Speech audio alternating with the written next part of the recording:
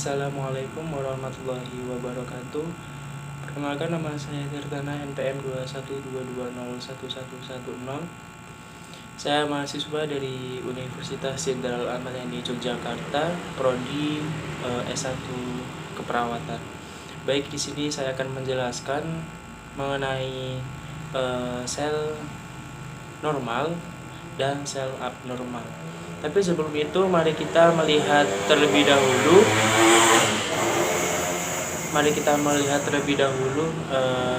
proses menggambar selnya.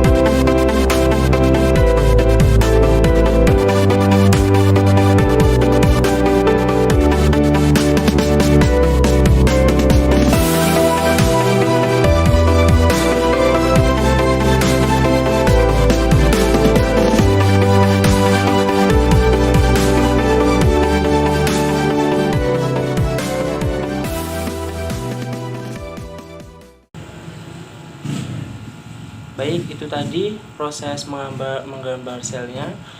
Kemudian saya akan menjelaskan. Baik, di sini saya ada gambar. Ini yang sel normal, kemudian ini yang sel abnormal. Di sini sudah ada 4 bagian sel. Ada sitoplasma, nukleus, dan juga kromatin. Baik, kita bahas satu persatu.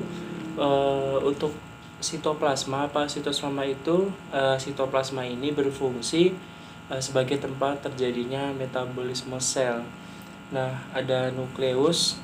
Nukleus ini adalah inti sel, adalah struktur berbentuk bulat dan biasanya terletak di tengah-tengah sel.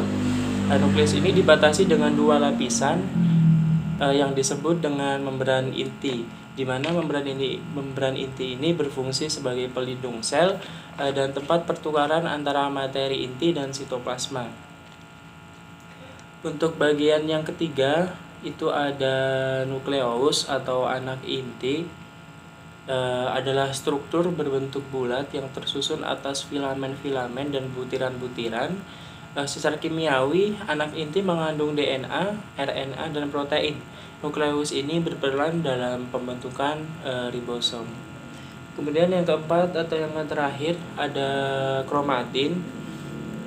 Kromatin ini adalah struktur berupa benang-benang halus yang mengandung DNA.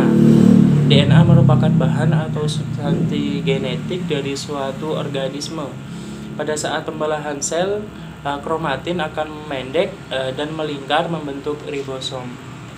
Di sini ada beberapa perbedaan antara sel normal dan sel abnormal, di mana sel normal itu sitoplasmanya besar, kemudian untuk sel abnormal itu sitoplasmanya kecil. Dan untuk intinya, untuk sel normal itu inti tunggal, untuk sel abnormal itu terdapat banyak inti. Kemudian perbedaan yang ketiga yaitu nukleusnya. Untuk sel normal ini tunggal, kemudian untuk sel abnormalnya nukleusnya banyak dan besar. Kemudian untuk kromatin sendiri, pada sel normal itu kromatinnya halus, sedangkan pada sel abnormal itu kromatinnya kasar. Yaitu tadi beberapa perbedaan atau penjelasan dari sel normal atau sel abnormal dan sel abnormal. Mungkin sekian dari saya. Apabila ada Salah kata saya mohon maaf. Saya akhiri, wassalamualaikum warahmatullahi wabarakatuh.